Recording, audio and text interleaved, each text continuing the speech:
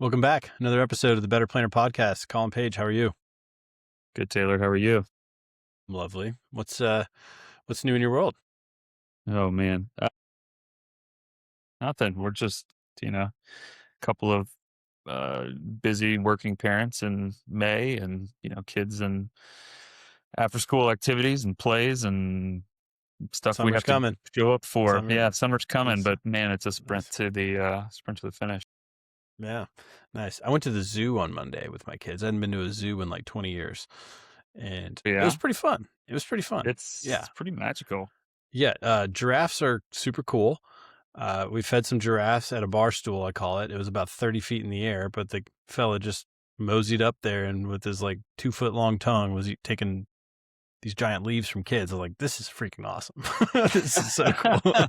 They're sticking that blue tongue out there. It was crazy. Yeah. Like they're down in their pit.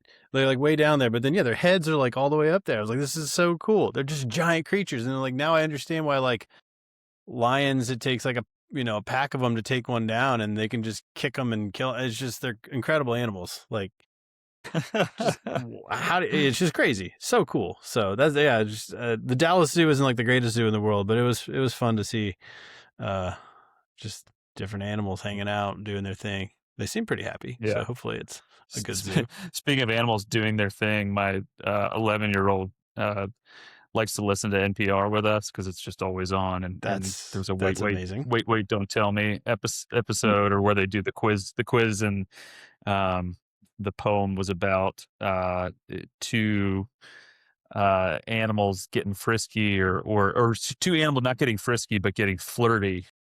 Mm. And that was like the hint given, about events in the news. Turned out the answer Mm. was the pandas at the National Zoo are getting flirty, which is apparently a Oh, very rare thing for pandas to okay. uh, get that way in captivity. And so that made the Okay. news. It made NPR and made my 11-year-old laugh.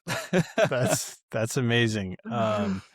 This is a theme. Colin is a 70-year-old man, just so everybody should know. And now his son is well on his way to being one himself. I love it. NPR in Yeah. the car. That's great. We're going to talk about projections today and where they fit into the planning context. You ready to talk about that, or anything else you want to get off your chest? No, let's go for it. From pandas being flirty to uh, making Yeah, projections. I don't have a good segue there. It was just on my mind, and I just wanted to talk about it. So, like, because projections are technically as a Cadora podcast, and we've kind of staked our claim on being a non-projection based planning platform, and you'll be seeing more projections in the platform. I just want to talk a little bit more about like what we actually mean by that, and just because projections are like, there's this weird thing. Like advisors know they're wrong, clients know they're wrong. They're kind of a pain to build and maintain, but a lot of people still can't give them up. And so I just want to talk about like how I use projections, how I think of them, and where they fit, and get your thoughts on it as well. Because I think, first of all, like a projection, you're trying to model out what you think life will look like. That's fine. Um, I think we all know that just the further out you go, the more uncertainty, the more inaccurate they'll be. I I think it's still helpful to illustrate and help people visualize and quantify things. I think something like I definitely forget sometimes is like, it's not that not that they're dumb. They just don't know that like $500,000 growing at 8% for 30 years becomes a heck of a lot of money. They just don't always know that. And so Right. sometimes it can be nice to show them visually where things can become, or what they can become. But what are your general thoughts on projections and how you think about them and use them in your practice? Um, yeah, I think the phrase "all models are wrong, some models are Yeah. useful" Yeah. comes to mind. Yeah. And I think the key with using any kind of projection is to really understand what are the inputs to it Mm-hmm. that Yeah. matter, that actually move the needle, and not Mm-hmm. lose sight of that. Because I think so many tools out there, try to cram in dozens of variables and data points and changes over time, and add a whole lot of complexity, but I'm not sure Mm-hmm. that it adds a whole lot of clarity on the back end, Mm-hmm. and in terms of what's actually moving the needle in the projection. And so, Mm-hmm. um, yeah, I mean, I think projections are, you you have to do it in a sense because that's what people are coming to us financial planners for, is to understand, like, what do I need to do to have a future that looks like this. There's going to be some kind of projection involved. Do we have to know how we're going to get from point A to point B? I think the mistake comes in overselling like certainty in or or in not understanding what's really driving the model. Um, Well, yeah, I think a couple things come to mind. Like, there's calculations that have to be done. I don't know where you draw the line between calculation and projection.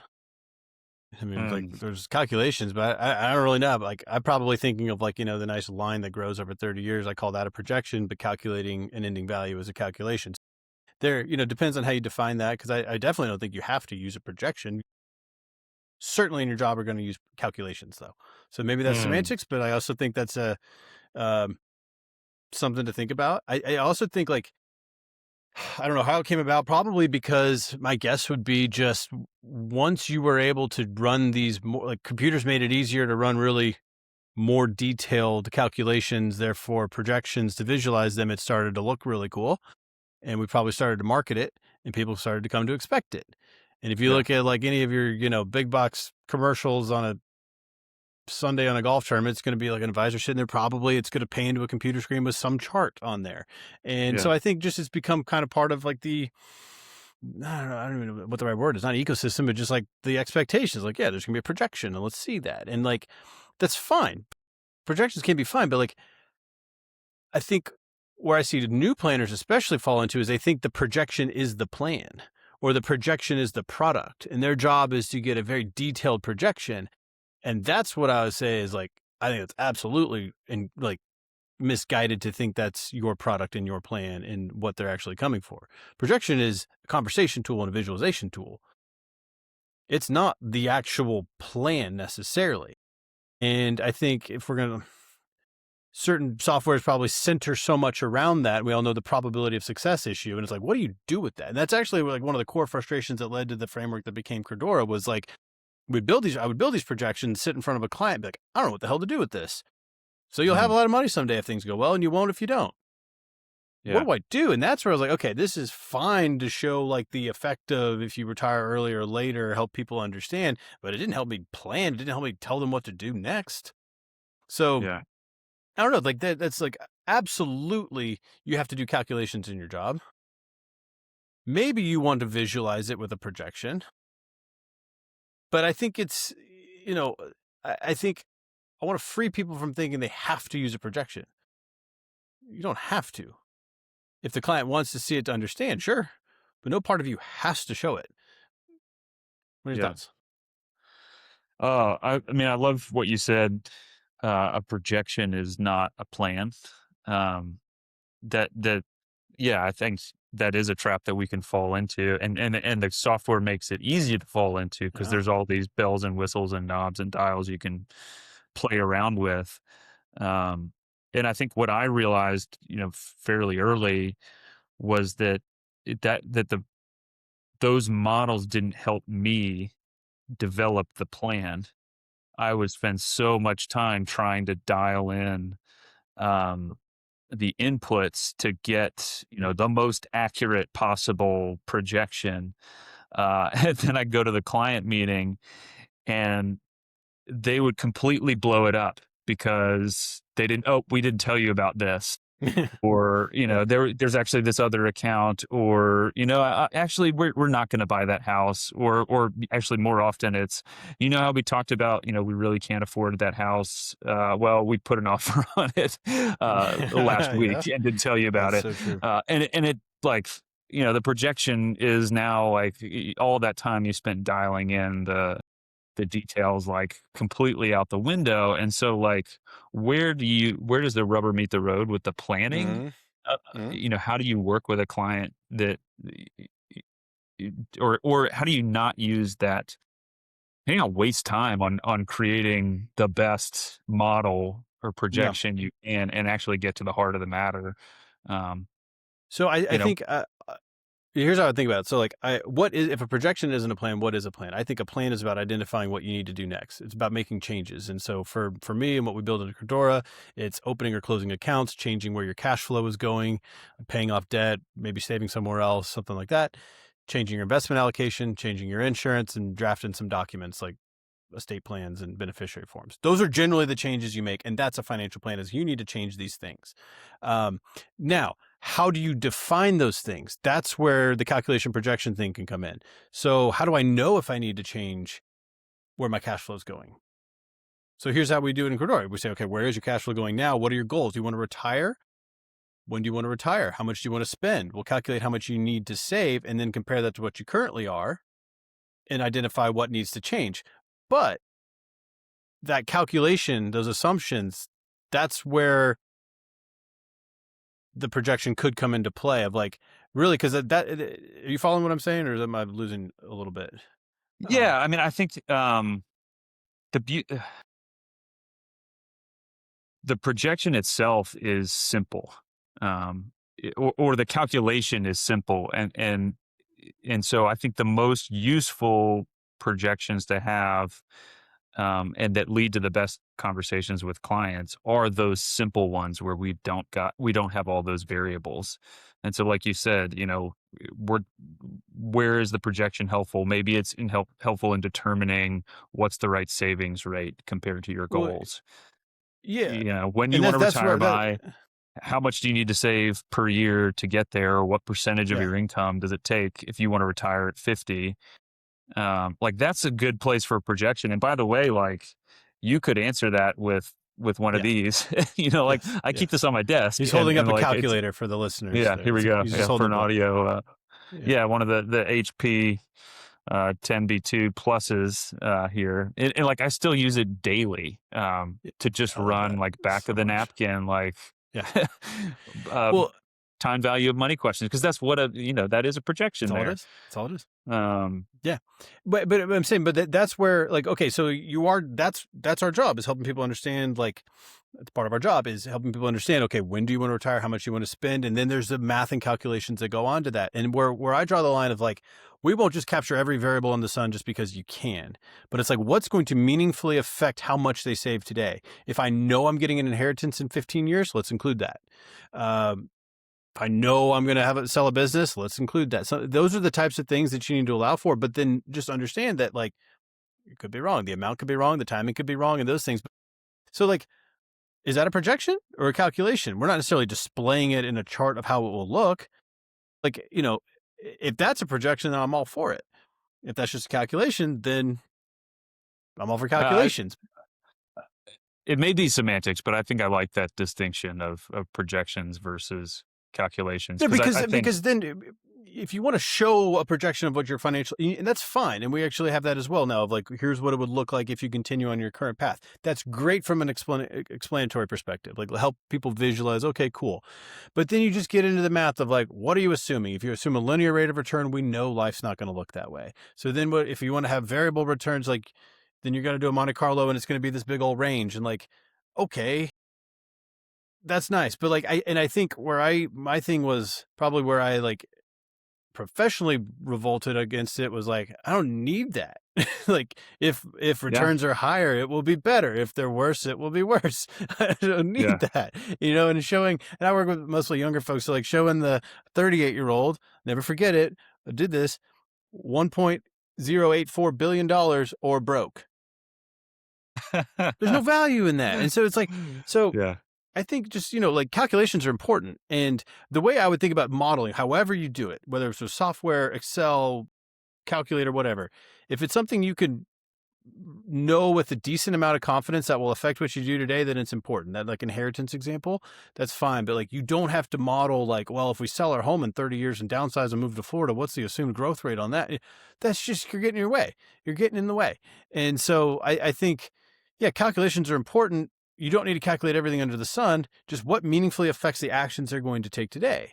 And then on the flip side, sometimes you can't really even get there. Like, you could run that and they need to save some number that's not plausible. So you just get back to like, what's the most you can save? And it will be what it will be. And, maybe you can calculate that out. Like, hey, on this path, this is what that will become. But I don't know. I've never run a projection on my own financial life. Because it's Mm, just well, it'll be what it'll be. I'm controlling what I can right now. I don't know. I mean, okay, great. Yeah, I understand. If returns are really good, it'll be good. And if they aren't, they aren't. I don't need that. Just controlling what I can yeah. today.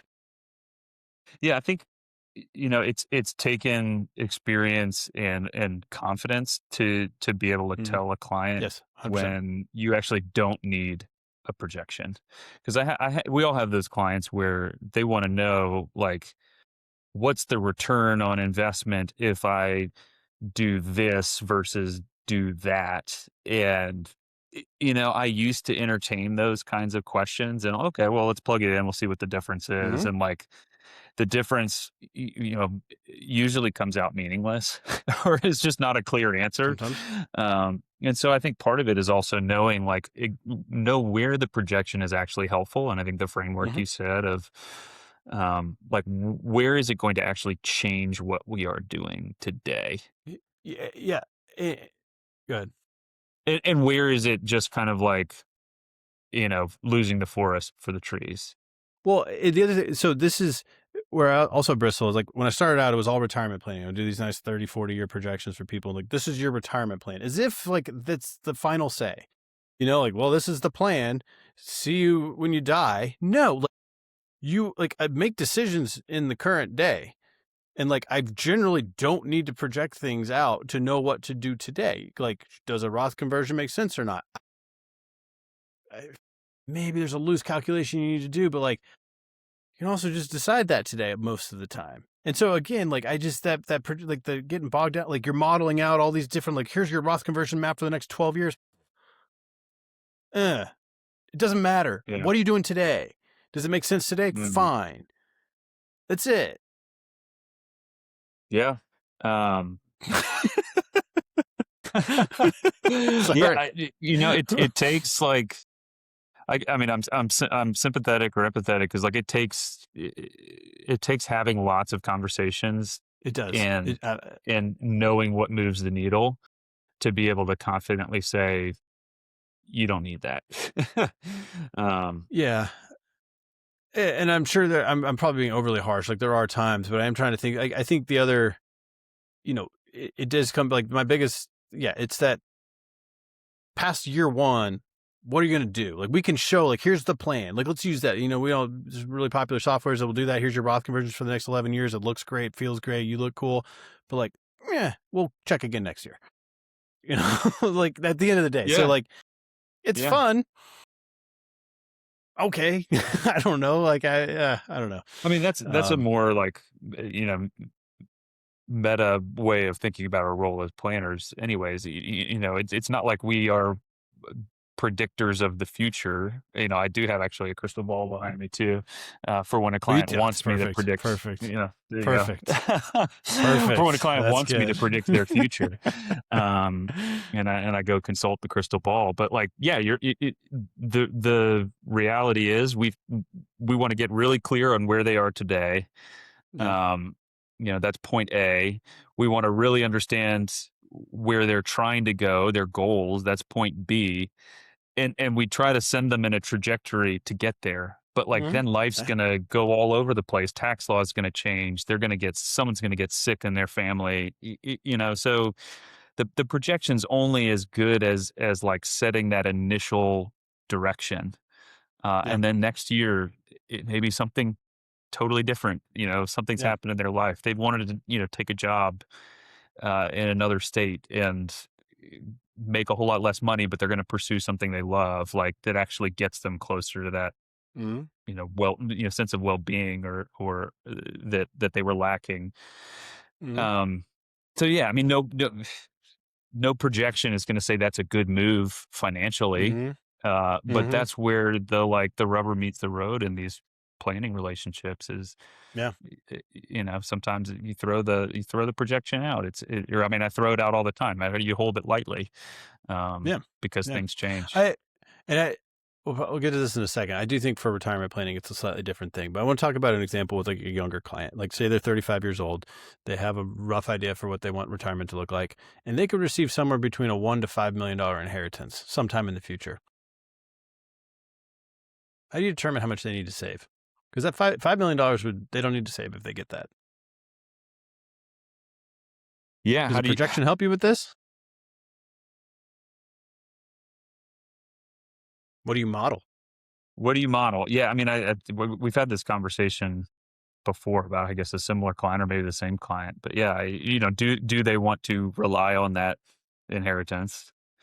Or do they want to make sure that they would be, and then here again, using the language of certainty, make sure, you can't make sure, you can't know for certain, but do they want to be on a trajectory where they can afford to retire on their own, or do we want to include that, likely potential inheritance at some point? Yeah, I think you can use a calculator to figure out, here's what it looks like both ways. Here's what it looks like if we're wrong. Here's what it looks like Something I'm if trying to get at there that I'm not sure. I'm thinking live on the spot, but like we acknowledge that one's kind of crazy to know. You don't know, but you're still going to just do the best you can today. But like, how is that very different than what you're assuming you're going to spend later on? Isn't that kind of like, I don't know, maybe we don't know. So like, doesn't it kind of all come back to like, what can you control today? Yeah. I don't know. I'm literally thinking this through on the spot of like that, the inheritance example kind of lands like, oh, well, obviously it's fluffy. We're not going to really count on it. We don't know for sure. But we're going to like, yes, we know you want to spend this much money and inflation's going to be this much for this many years. And obviously, I don't know. Like, that's where it just comes back to what can you do today for me a lot of times. But I do want to talk about retirement because I think that's slightly different. I think it's slightly more deterministic. You are making decisions that will last. Like Social Security is more known than your salary will be, at least contractually speaking. You can have pensions and annuities that contractually can be more known. And so a projection can be more firm. And I think just the three giant unknowns that make the whole thing not worthless but just unknown is, when are you going to die, what are investment returns going to be, and what are tax rates going to be? You still can't know the main things here. And so but why do I say that? I'm thinking on the spot, why do I think retirement projections are more important? I know, what do you think? What are your thoughts on retirement projections? I think they're useful, but they're useful in the same way that they are for the younger person who's trying to figure out how much to save. They're useful to the extent that they tell us what we should be doing today. And so if you're young and trying to save for, future retirement, I want to know, like, well, what percentage of my income should I be saving and investing? A projection or a calculation, super helpful for framing like the levers that here's what you can control. And then here's all the other things you can't control, but we're going to make a guess, here's, the average return over the last 30 years, or, here's the worst 30-year return possible as like a baseline. That can be helpful because that tells the person who's trying to figure out their budget, how much do I need to save? I think it's the same story for a retiree. You're just trying to decide, how much can I draw on my portfolio today? Yeah. And that's where's it what going to you come can from? control. Yeah, and where's it going to come from? That's what you can control. You can control what you do today. You can't control when you're going to die. You can't control what the market's going to do until then. So I think the projection, in that sense, it serves the same purpose. Like, we're still trying to evaluate, here's what you can control, here's the unknowns, here's a reasonable like range for what those unknowns could be. You're probably not going to live past 105. That's a pretty safe assumption. If we want to be a little bit more accurate, realistically, you're not going to live past 90. Okay, we can build that. We can model that in. We can make an assumption about investment returns, or what that safe spending rate might be, that's safe withdrawal rate if you're going to live to 95, and if the market's going to do X, and that gives us a good starting point for like what to do today. So if that's would you call that a projection? No, it's modeling it out. Yeah. And I'm nodding along because I actually agree. And then I also realize at the end, probably could get to the same answer in 7 seconds. How old are they? How long do they want to withdraw? You can find a percentage that's going to answer all of that. Because that's the thing, like the withdrawal rate, the safe withdrawal rate stuff, these rules of thumb are there for a reason. because it's going to come down to, well, if you live to 105, it's a lot less. If you live to 90, it's a hell of a lot more. You won't know, so we're going to settle somewhere in between. Same with investment returns. If investment returns are really good, you can withdraw a lot more. If they're really bad, you can't. We're going to settle somewhere in between, and it's going to be around 40% for a 30-year horizon, maybe 3.7, whatever your numbers are. It's going to be almost the exact same, unless they have some really unique thing like selling a business, a house, a property 20 years from now. That's where, again, those are calculations, and call it a projection. I don't care, but like, I understand we still do all the same stuff, but I've realized over time, like, it kind of comes back to when you're talking about sustainably drawing down on a portfolio. I actually think that's freeing that you said, like, the whole point of a retirement projection generally is to figure out how much to pull from investments and from where. And you just need to get to that answer. If you want to model it all out, great. If you don't need to, don't feel like you have to. That's the only answer. And sometimes there's no choice. It may be like, well, we can't touch this account. We can't touch that one. So it's coming from this one. And then how much will it be? You can go through the whole, let's model it out. If you live, seriously, like I actually, that was a light bulb moment for me. Like, it's going to settle around somewhere around that number. And then, you can show a guard level. Well, if it goes above this, you can take more. If it's below, but you're doing, you're making a decision today. Somewhere around 4 to 5%. And you're going to come back the next year. Unless you're really old. You're going to come back the next year and the market's going to be up 20%. Now you can draw more because you're a year older. But the plan last year showed a different number, but you're going to refresh it this year the same way you did last year. So like, what the hell did you put the whole 30-year map together for? I understand why, but I just I don't know. That's so freeing to realize. Like, I don't know. And I think that's where all models, all projections, all calculations are going to be wrong. Some are more useful than others.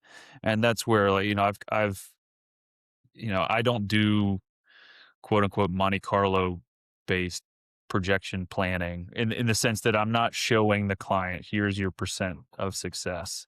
Because really, what does that mean? It means in this many simulations, you made it to death without running out of money. And the inverse of that is how many you ran out of money. And it's just not the realistic way that people live their lives. We make adjustments over time. Nobody's going to stay on the same trajectory, with blinders on to what's going on outside or, what's happening to their portfolio. And so I think that the models that are more useful, the projections that are more useful actually come back to like, what are we going to do today?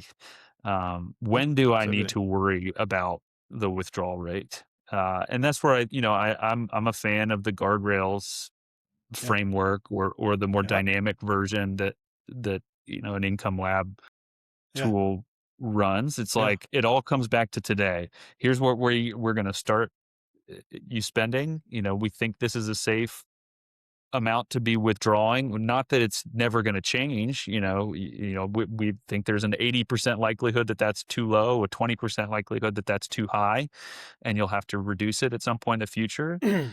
Go in with that kind of framework, and then here's the guardrails. Here's where we're going to make a change. So to the extent that the model, the projection comes back to like, what do you do today? I think it's really useful. If it's just, we went from a 90% probability of success to a 75% probability of success, and the client's freaking out now. That doesn't tell me what to do today. That doesn't tell me if I need to make a change or if I should just stay the course. And so, that's not a fault of the projection. I mean, it's a fault in how you communicate what that projection means to the client. Projection. Here's one example of what it could look like. No, I was like, here, projection. Here's one example of what it could look like. That's what a projection is. One example. Yeah. Right. Yeah. I mean, a couple of thoughts coming out of what you said. First of all, like Monte Carlo has now become like a bad word. People are, I don't use Monte Carlo projections. Monte Carlo was like as good as you got for random return generation, and casinos use it all the time, and it works. So like, we just don't like the presenting the probability of success because of all the issues there. But like you were talking about 80% chance we might need to increase, 20% we might need to decrease. Guess what's driving that? Yeah. So like we're fine with Monte Carlo, and like it's fine to it's helpful to know that 92% of the time that works. Okay, that's a nice interesting thing. It doesn't need to be the centerpiece of everything you're saying. And the guardrails approach is great, but you could also probably, my guess would be, you don't need a software to do that. You're going to have your own guardrails right here. How much do I need to withdraw? Let me apply, how much do I have? Let me apply a percentage and tell you that we're going to need to evaluate it next year. Yeah. I know Yeah. it's not as pretty and it doesn't communicate as well, but I'm trying to like free people from like getting out of like thinking like they have to do all this stuff.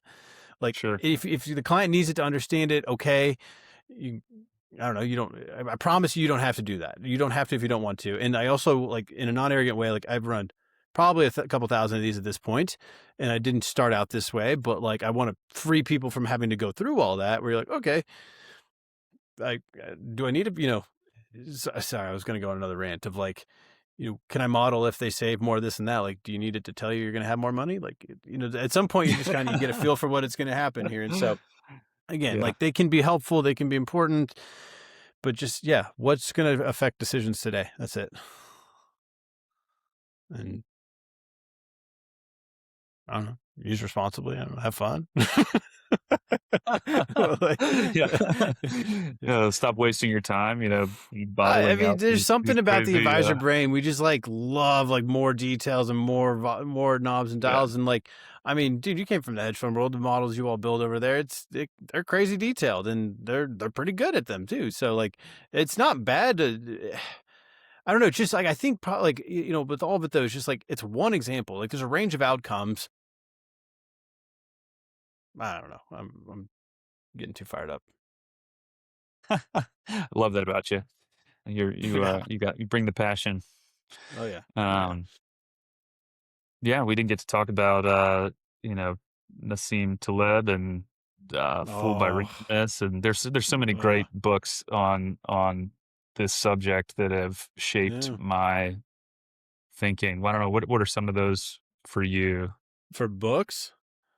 Yeah, I What mean, are you where talking about books? how Well, did what was my line to you? I think I said like I would never trust an advisor who hasn't read Fooled by Randomness or something like that. I still mean it. I actually do Yeah, mean it. Like, yeah. yeah. So I mean, I wrote a book called Embracing an Uncertain Retirement almost 5 years ago now, and so like this whole embracing uncertainty thing, like, is pretty core to how I think and who I am, and just like we're like, okay, all this is going to be really really wrong, and you still do it to a point. Where was I going with this? I'll try to stay on track. But like other books, Nassim Taleb's books are incredible. Uh, I mean, that's just the gold standard if you want to learn how to think about this stuff, in my opinion. Yeah, I think if you wanna learn to think critically about the models that we're running and the mental, you know, shortcuts or shortcomings we have when thinking about when thinking in the face of uncertainty. I think Mm-hmm. his whole series of books is great on that. I mean, I think for practical advice and like someone who does this really well would be like a Carl Richards figure. If you've read his, one page plan book or his blog posts, those are it's like this is how you do planning in the absence of all the bells and whistles and spreadsheets and stuff. How you communicate with people is like where the rubber meets the road. Yeah, Um, I think one of the biggest issues with the models too is it's generally only running random variables for investment returns. But that's just one variable. What about spending and Mhm. like? And then the problem is if you start doing that for all the variables, you get with this insanely wide chart that's unusable. Yeah. Right. Yeah. Well, yeah. Where's the model for if you get dementia at 55? Yeah, exactly. Where are we going to model the probability of that happening? I That mean, what do at you end some up doing? point, You go.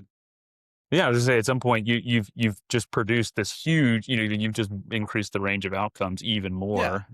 And what the natural thing to do is minimax regret. You try to prevent the outcome you can't afford, and that's all you can't afford. And that's something I'll tell people: we can all afford the upside. Who cares if markets do, you know, break the model on the upside the whole time? You're trying to protect against the situation you can't afford. So we know if you retire later, die earlier, investments are great. You'll be in a better place. We're trying to define kind of what's that downside that we want to avoid, and make the best decisions we can today under a set of assumptions, and we'll adjust next year. Like that's kind of to me ultimately what the planning calculations are for. And that's how I think about it. That's like the models I'll run or the projection, whatever calculations I'll run. We'll assume a rate of return, probably dampen it down a little bit, just kind of dial everything back 1% conservative just to get to that number and then show, hey, if it's better, it could be somewhere in there. And that's to say like, So if I run a calculation for how much somebody should spend in retirement using, like, let's say 3% inflation, 6% investment return, just for whatever, and come up with a number and tell them, like, but like it could be a lot less. So if you don't hit this number, don't freak out. That's kind of how I would communicate that. Like, this is just a ballpark. Let's try to get close to it.